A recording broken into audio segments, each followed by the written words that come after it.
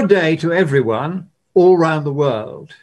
My name is Christopher Monckton, Viscount Monckton of Brenchley, and I've been asked to give you a brief outline of the reasons why you don't need to worry about rapid, dangerous, man-made global warming. The global warming scare is based on predictions of large amounts of global warming caused by our emissions of greenhouse gases. And these predictions are exclusively made by giant computer models which try to simulate the behavior of the climate over the next 100 or even 200 years. Now, there's one problem with these models, however well constructed they are, and that is that they depend upon measurements that we take of the various aspects of the climate. In fact, thousands of different aspects of the climate are measured, and these measurements are fed into the models. And so in these models, some of these data uncertainties are very large. For instance, there's one such data uncertainty in the fraction of cloud that is 4 watts per square meter on average, up or down, every year. We don't know where it exactly is. And that one measurement uncertainty is 100 times larger than the average annual effect of all our emissions and all our activities on the climate. And because of that, if you use a standard technique to propagate that error through 100 years of climate predictions, then what you find is that the envelope of uncertainty becomes so large that the entire range of predictions made by the models falls within that margin of uncertainty and is therefore no better than guesswork. Now, this is a proven result. It's been published and peer-reviewed 2 years ago by Dr. Patrick Frank at the Stanford Linear Accelerator Laboratory. He's been there for 20 years. He's a great expert. And this was his conclusion. It was peer-reviewed by somebody who is a believer that climate change is a problem, Carl Wunsch, Professor Carl Wunsch, who thought that the result was accurate, albeit very embarrassing for climate scientists. And the paper has not been refuted in the 2 years since its publication. And that's very important. If somebody had come along and said, oh, this is all obvious rubbish, then there'd be a debate. But no, there is no debate about this. It's a very long established statistical technique known as propagation of uncertainty analysis. And the propagation goes in what's called quadrature. So that means that the climate models, however big, however expensive, however elaborate, however correctly constructed they may be, however faithfully they might in theory represent the climate, they cannot make any predictions whatsoever that are any better than guesswork. They can tell us nothing, and I mean nothing whatever, about how much global warming we may cause. So that is proven result number one. Number two is the research by my team, which includes, among others, the former director of the US Climate Change Global Program, and he's a professor at the University of Delaware. We have a professor of control theory, and the reason why we have him is that climate scientists in 1984 borrowed control theory, the theory of how feedbacks work in a dynamical system. That's a system that changes its state over time.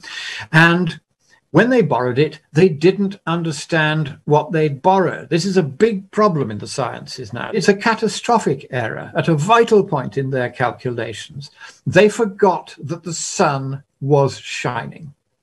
And so they thought that these feedback responses that they say account for between 3/4 and 9/10 of the enormous amount of warming they predict were all coming from the greenhouse gases, when very, very nearly all of these feedback responses were actually coming from the fact that the sun is shining. So we are at the moment putting forward our paper for peer review. It's been in the hands of a leading journal, and we chose a journal whose editor did not believe that there was any credible argument against the official narrative on climate change. So we went to him because if there is an error in what we have done, he will have a vested interest in trying to find it.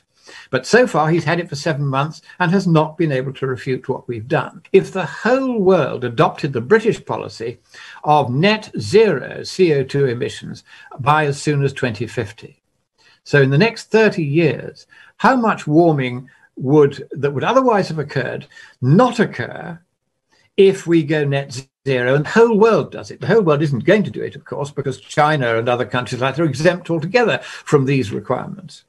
So let's suppose, though, that the whole world actually did this. It won't, but let's pretend. How much warming would we forestall?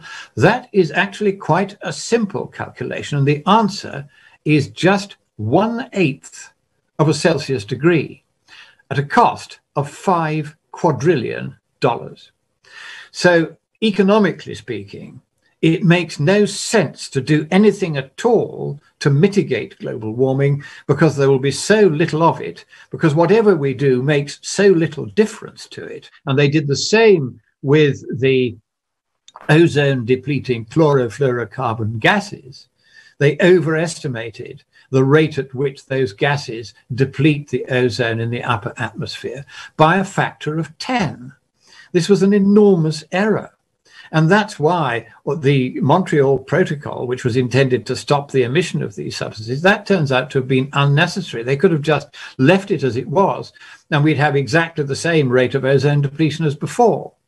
So it is important that we realize that the real environmental crisis now is a political one in which political factions have captured the environmental movement. They knew that the way to do that was to exploit our perfectly proper feelings for the environment by exaggerating some of the problems and then persuading us that we should effectively shut down large swathes of our economies. And as a result of that, we're now paying 6 times as much for our electricity as we were before. So there needs to be a proportionality when you're dealing with these environmental problems. We must isolate the genuine problems from the bogus ones and then work out what is the true scale of the genuine problems. If we approach these problems with the genuine spirit, not of seeking to profiteer, not of seeking to advance our own reputations, but of love for those who are our fellow men and therefore are worthy of that love, then and only then will civilization continue to advance as happily worldwide. So this principle of love is or ought to be right at the center whenever we are trying to address what seem to be the intractable and sometimes catastrophic problems that we appear to face.